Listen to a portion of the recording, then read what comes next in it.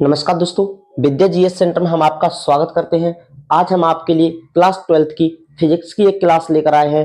बेटा इसमें चैप्टर 1 के न्यूमेरिकल के बारे में डिस्कस करेंगे। सबसे पहले आपको न्यूमेरिकल अगर आपको न्यूमेरिकल को सीखना है तो सबसे पहले आपको फॉर्मूले आने चाहिए। तो अपन चैप्टर 1 के सभी फॉर्मूला को देखते हैं। तो सबसे पहले अपने एक फॉर्मूला देखते हैं आवेश का। आवेश का जो फॉर्मूला होता है वो होता है आपका Q बराबर I इंटू टी। यहाँ पर I का जो मान होता है या I जो होती है वो धारा होती है बेटा, और T जो होता है वो होता है समय अपना। लेकिन जब हमें इलेक्ट्रॉनों की संख्या दी हो उसमें पहले से ही, तब जो आवेश का सूत्र होता है वो बदल जाता है और वो फॉर्मूला हो जाता है आपका Q बराबर NE। यहाँ पर Q क्या है बेटा? तो Q है आपकी इलेक्ट्रॉनों की संख्या। इलेक्ट्रॉनों की क्या है? इलेक्ट्रॉनों की संख्या। और E जो है वो है इलेक्ट्रॉनों पर क्या? आवेश। इलेक्ट्रॉन पर आवेश। तो बेटा एक इलेक्ट्रॉन पर अपना आवेश कितना होता है? वो होता है 1.6 इंटू 10 की पावर माइनस 19 कूलम। 1.6 इंटू 10 की पावर माइनस 19 कूलम एक इलेक्ट्रॉन पर आवेश होता है। तो आपका ई का मान हो जाएगा 1.6 इंटू 10 की पावर माइनस 19 कूलम। अब बात करते हैं अपन कूलम के नियम की। तो कूलम का जो नियम है हमारा वो है F बराबर 1/4 pi epsilon not into Q1 into Q2 बटे में R स्क्वायर।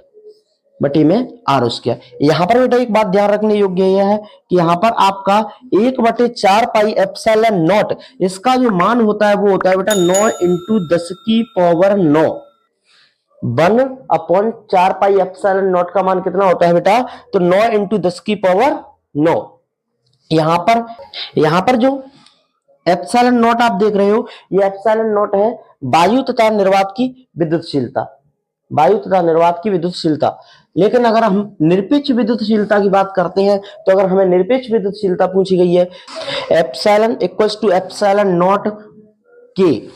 यहां पर बेटा एप्सिलॉन नॉट तो आपको पता ही है क्या है, तो वायु अथवा निर्वात की विद्युतशीलता। लेकिन एप्सिलॉन क्या है? निरपेक्ष विद्युतशीलता। एप्सिलॉन नॉट क्या है? वायु अथवा निर्वात की विद्युतशीलता। यह है निरपेक्ष विद्युतशीलता। और यहाँ पर के है बेटा अपना परावैद्युतांक।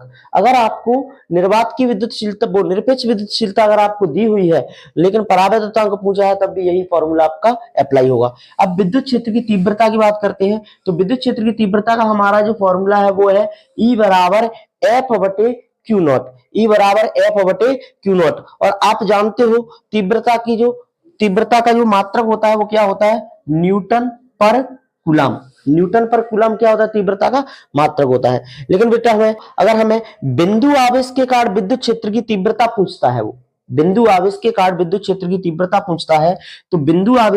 विद्युत क्षेत्र की तीव्रता तो ये होती है हमारी E बराबर 1/4 pi epsilon not into Q बटे में R स्क्वायर। इसका भी जो मात्रक है आपको पता ही है, न्यूटन पर क्या होगा? कूलम होगा। न्यूटन पर कूलम होगा। विद्युत द्विध्रुव की बात करें तो P बराबर Q इंटू 2A।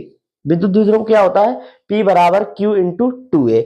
अब बात करते हैं अक्षीय स्थिति में विद्युत क्षेत्र की तीव्रता अगर पूछता है, तो हमारा जो फॉर्मूला होता है वो होता है E बराबर 1/4 pi epsilon not into 2P बटे में R की घात 3। यहाँ पर बेटा एप्सिलॉन नॉट आपको पता ही है क्या है? 1/4 पाई एप्सिलॉन नॉट का मान भी पता है। विद्युत क्षेत्र की तीव्रता का मात्रक क्या होता है? न्यूटन पर कूलम, ये भी पता है। अब बात करते हैं निरक्षीय स्थिति में विद्युत क्षेत्र की तीव्रता क्या होती है। तो निरक्षीय स्थिति में विद्युत क्षेत्र की तीव्रता में कुछ खास परिवर्तन नहीं है। जो अच्छी स्थिति में हमारा है वही है, उसमें से केवल 2 हट जाती है। तो देख लेते हैं बेटा, E बराबर 1/4 pi epsilon not into P बटे R क्यूब। ठीक है। अगली बात करते हैं बल युग्म आघूर्ण की। तो बल युग्म आघूर्ण है हमारा बेटा टाउ बराबर P साइन थीटा। यहाँ पर P क्या है? तो विद्युत द्विध्रुव है P, और E क्या है? विद्युत क्षेत्र की तीव्रता है, और साइन थीटा मतलब थीटा का मान। तो दोस्तों इतने ही फॉर्मूले हमारे लगते हैं चैप्टर 1 में। इनसे बाहर आपका बोर्ड एग्जाम में कोई भी सवाल नहीं जाएगा।